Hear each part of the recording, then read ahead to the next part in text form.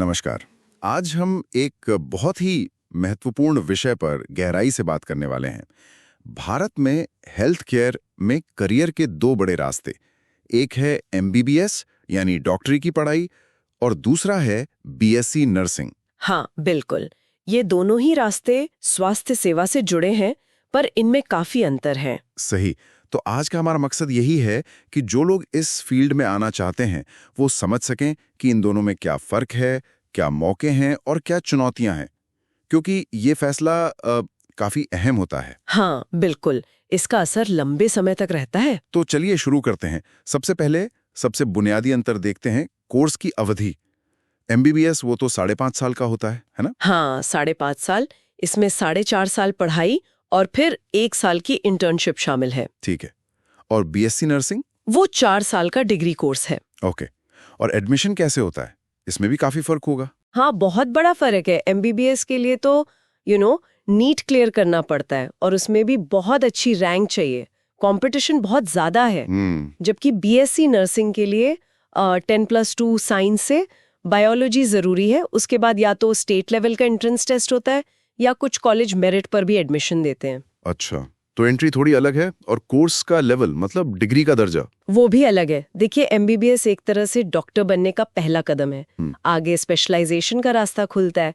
वहीं BSc nursing एक professional degree है, पैरामेडिकल फील्ड में नर्स बनते हैं। समझ गया। अब बात करते हैं दायरे की, मतलब कोर्स करने के बाद क्या जॉब रोल्स क्या होते हैं। एमबीबीएस के बाद तो जाहिर है डॉक्टर, सर्जन या फिर स्पेशलिस्ट बनते हैं लोग। हाँ, लेकिन भारत में स्पेशलिस्ट बनने के लिए पीजी यानी पोस्ट ग्रेजुएशन करना वो लगभग जरूरी सा हो गया आजकल, और उसमें भी फिर से काफी कंपटीशन है। हाँ, वो तो है। और नर्सिंग के बाद? बीएससी नर्सिंग के बाद कई तरह के रोल मिलते हैं, जैसे अस्पतालों में staff nurse, ICU nurse, operation theatre nurse या फिर कम्युनिटी हेल्थ नर्स भी बन सकते हैं, या आगे पढ़कर नर्सिंग एडमिनिस्ट्रेटर या टीचर भी।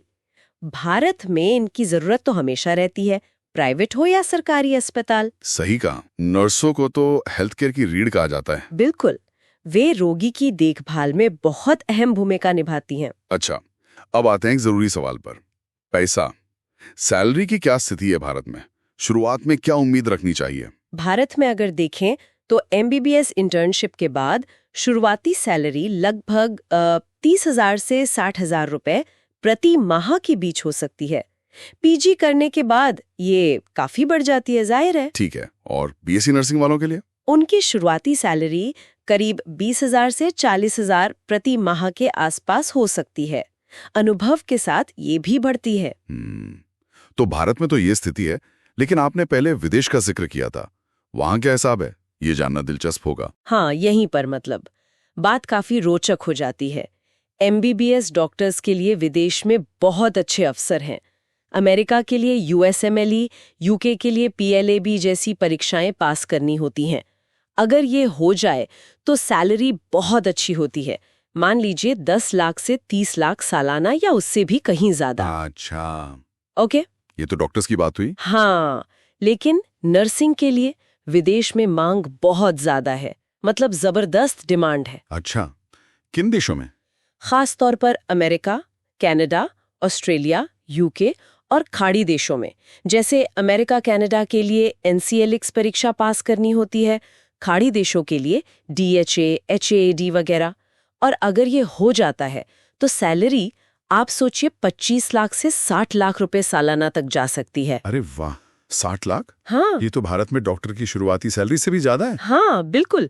इसीलिए विदेशों में नौकरी के लिहाज से नर्सिंग बहुत आकर्षक हो सकता है। तो इसका मतलब जॉब सिक्योरिटी भी शायद नर्सों के लिए विदेश में बेहतर हो? कह सकते हैं, दोनों ही प्रोफेशन में सिक्योरिटी अच्छी है, पर विदेश में नर्सों की भारी मांग को देखते हुए उनके लिए मौके शायद थोड़े ज्यादा और आसानी से मिल सकते हैं।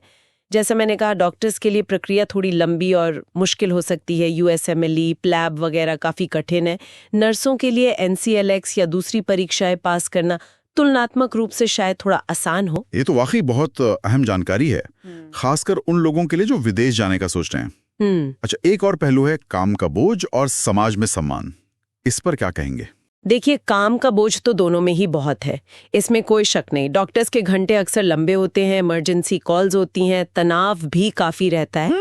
नर्सिंग में भी काम का दबाव बहुत है, लेकिन वो ज्यादातर शिफ्ट आधारित होता है। हाँ, रात की ड्यूटी, लंबे घंटे, ये सब इसमें भी आम है। और सम्मान, समाज में किससे ज्यादा सम्मान मिलता है? पारंपरिक रूप से देखा जाए तो डॉक्टर का दर्जा समाज में बहुत ऊंचा माना जाता है।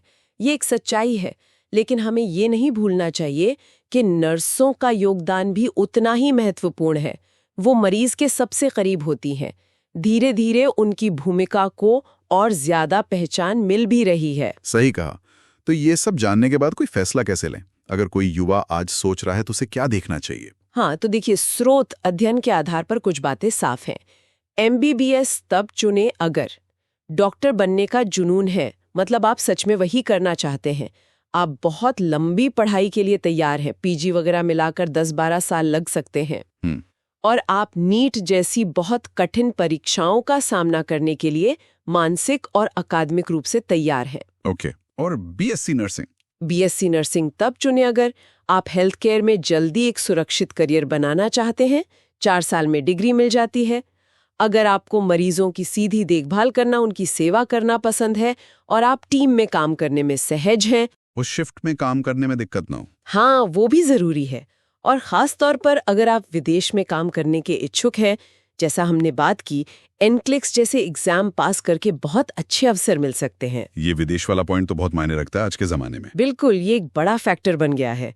जहां डॉक्टर्स के लिए विदेश जाने के रास्ते चुनौतीपूर्ण हैं, वहीं नर्सों के लिए मांग बहुत ज्यादा है और प्रक्रिया शायद थोड़ी तेज हो सकती है।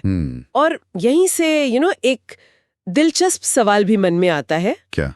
कि जिस तरह दुनिया भर में नर्सों की मांग बढ़ रही है और उनके लिए अंतर्राष्ट्रीय अवसर पाना शायद थोड़ा आसान हो रहा है, तो क्या आने वाले दशक में हेल्थ केयर सिस्टम के अंदर जो पारंपरिक पदानुक्रम है या समाज की जो धारणा है, उसमें कोई बदलाव आ सकता है? क्या नर्सों की बढ़ती वैश्विक जरूरत उनकी सामाजिक स्थिति को और मजबूत करेगी? ये सोचने वाली बात है। अरे, श्रोताओं को इससे काफी मदद मिलेगी। धन्यवाद।